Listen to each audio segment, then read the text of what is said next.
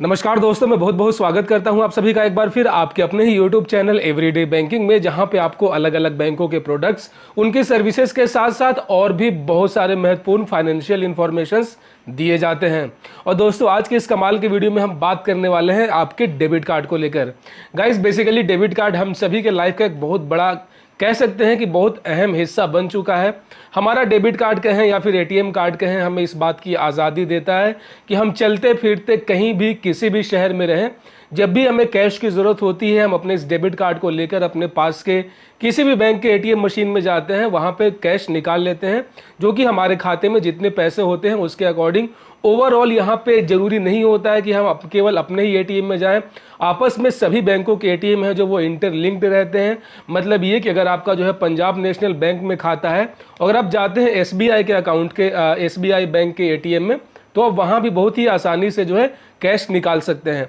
मतलब ये हुआ कि आपस में जितने भी बैंक के जो एटीएम्स होते हैं वो आपस में जुड़े हुए होते हैं, और हमारा एटीएम कार्ड हमें इस बात की आज़ादी देता है, इस बात की स्वतंत्रता देता है कि हम हमेशा अपने पास कैश भले कैरी ना करें, लेकिन जब भी जिस वक्त हमें ज़रूरत होगी, ये जो हमारा एटीएम कार्ड है ये हमारा साथ हमेशा देगा। लेकिन दोस्तों, क्या आपने कभी गौर किया है कि आपके एटीएम में जो है ऊपर में बैंकों के नाम तो अलग अलग होते हैं, ऑफ कोर्स जिस बैंक ने ये इशू किया है, लेकिन वहाँ पे साइड में जो है आपको एक अलग से जो काफ़ी यूनिक और काफ़ी एक स्पेशल जो है यहाँ पे लोगो दिखाई देता है। और बात करें अपने देश में इन चीज़ों की, तो यहाँ पर आपको मुख्य रूप से 3 आपको ऐसे लोगो दिखाई देखने को मिल जाएंगे। पहला होता है जो कि सबसे ज़्यादा पॉपुलर है, वीज़ा। वीज़ा जो है सबसे पुराना डेबिट कार्ड का थर्ड पार्टी इंश्योरेंस कंपनी है, जो कि जब शुरुआत हुई थी अपने भारत में एटीएम कार्ड का, तब से जो है वीज़ा ही इस बात का जो है एक सर्विस दे रहा है। हम में से सभी लोग जो भी बहुत शुरू से ही डेबिट कार्ड इस्तेमाल करते हैं, उनको मालूम भी होगा कि पहले जो भी डेबिट कार्ड इशू किए जाते थे वो वीज़ा का ही होता था।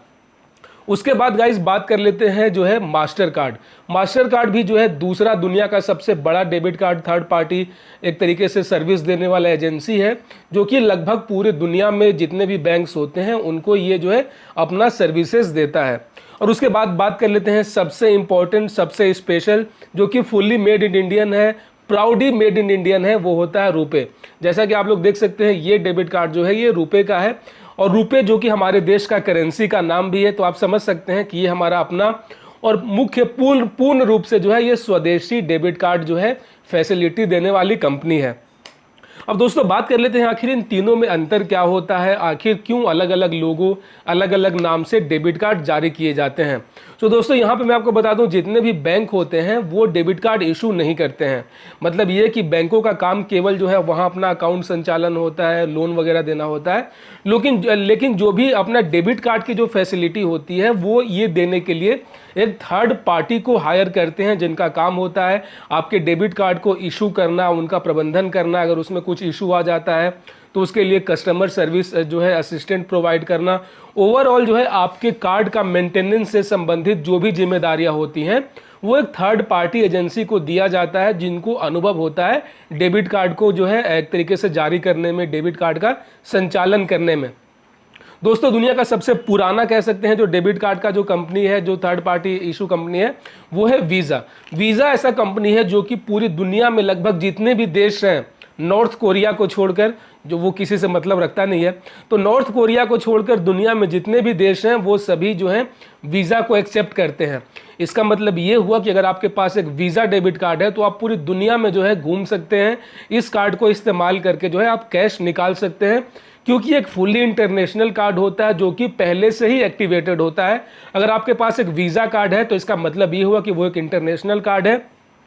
और वो बाई डिफ़ॉल्ट इंटरनेशनली वैलिड होता है। मतलब ये कि आप इसको कैरी करके पूरी दुनिया में कहीं भी कैश विड्रॉ कर सकते हैं, स्वाइप मशीन का इस्तेमाल करके शॉपिंग कर सकते हैं, और ये जो है बैंकों द्वारा हायर किया हुआ एक जेन्युइन कंपनी है। उसके बाद दोस्तों बात कर लेते हैं रुपए का। आखिर क्यों ज़रूरत पड़ गया रुपए का, क्यों अपने देश में जो है रुपए की ज़रूरत पड़ गई, और इसे लॉन्च किए जाने का एक बहुत ही हमारे देश के प्रधानमंत्री मोदी जी का बहुत बड़ा एक सपना भी था कि देश का एक अपना पेमेंट गेटवे हो।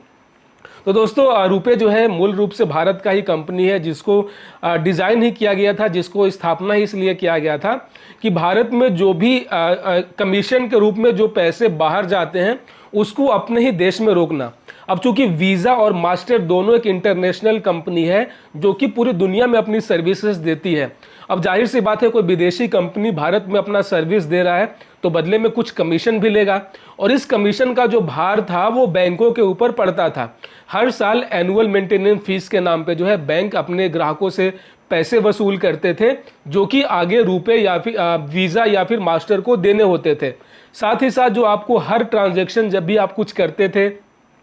एटीएम का इस्तेमाल करके या फिर अगर आप स्वाइप मशीन का इस्तेमाल करके आप अगर वीज़ा या फिर मास्टर कार्ड का इस्तेमाल करते हैं तो उसका कुछ परसेंटेज जो है वो देश से बाहर जाता है इन कंपनियों को, जिससे जो है देश को एक तरीके से नुकसान भी होता है जब अपना पैसा जो है अपना करेंसी बाहरी मुल्कों में जा रहा है। तो इससे जो है बैंकों के ऊपर भी भार पड़ रहा था, देश के ऊपर भी पड़ रहा था। इससे जो है कहीं ना कहीं सरकार को एक कमी महसूस हुआ कि यार अपना भी एक नेटवर्क होना चाहिए। दुनिया की दूसरी सबसे बड़ी आबादी है, दुनिया में सबसे ज़्यादा बैंक भारत देश में ही है, तो क्यों ना इन सभी बैंकों के लिए अपना कुछ रुपए का भी डिज़ाइन करते हैं। तो वैसे ही national payment corporation of India NPCI ने जो है रुपए का ईजाद किया, जो कि फुली इंडियन है, और भारत सरकार की ओर से बैंकों के ऊपर इस बात का दबाव भी दिया जाता है, उनको सलाह दी जाती है कि उनके जो भी अब नए खाता धारक हैं, जो भी नए अकाउंट होल्डर हैं, उनको रुपए का ही डेबिट कार्ड दिया जाए, ताकि जो है देश का पैसा देश में ही रहे, बाहर 1 रुपया भी ना जाए।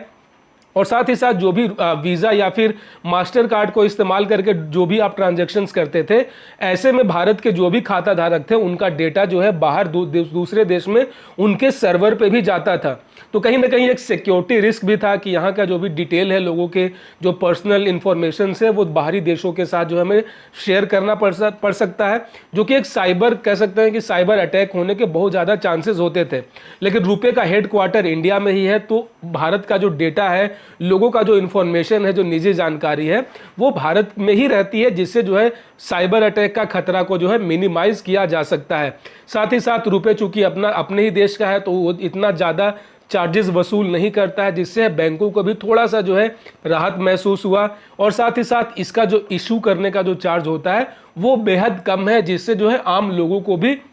इसका फायदा होता है। साथ ही साथ देश में जितने भी एटीएम मशीन होते हैं उन सभी को इसको लिंक किया गया है। मतलब ये कि आप रुपए के डेबिट कार्ड को इस्तेमाल करके आप जो है किसी भी देश में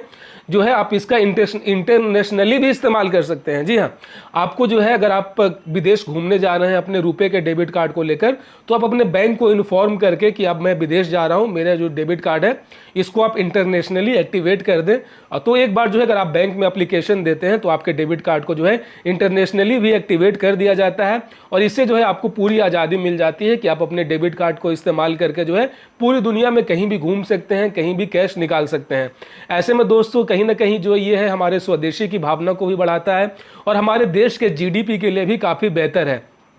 ऐसे में बहुत सारे लोग जिनको जो मेरे चैनल पे कमेंट करते हैं कि सर मुझे वीज़ा डेबिट कार्ड चाहिए, मास्टर डेबिट कार्ड चाहिए, तो उन लोगों को मेरा सलाह है कि भाई ये जो विदेशी कंपनियां हैं ये जो है भारत में पैसे कमा के विदेश ले जाती हैं, तो इससे बेटर है कि आप रुपए के डेबिट कार्ड को इस्तेमाल करें। भारत सरकार खुद जो है केवल रुपए को ही प्रमोट करता है ताकि जो है अपने देश का भी कुछ भला हो सके। ऐसे में दोस्तों ये था एक छोटा सा विश्लेषण रुपए, वीज़ा और मास्टर कार्ड के सौजन्य से। दोस्तों आशा करता हूँ ये जानकारी आपको बेहद ज़्यादा पसंद आई हो। मिलते हैं किसी और वीडियो में किसी और नई जानकारी के साथ, तब तक अपना बहुत सारा ख्याल रखिए। जय हिंद।